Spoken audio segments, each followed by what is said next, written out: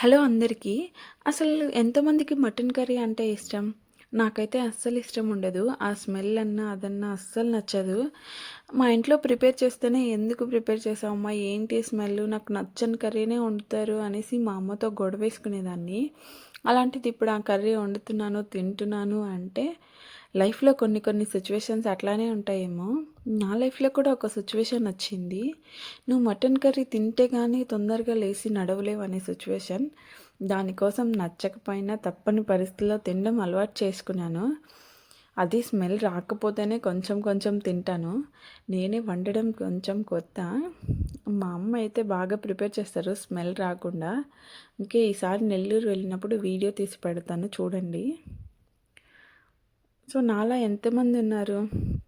అసలు మీరు mutton curry తింటారా? తినరా? Let me know in the comment చూద్దాం. నాలా ఎంతమందున్నారని.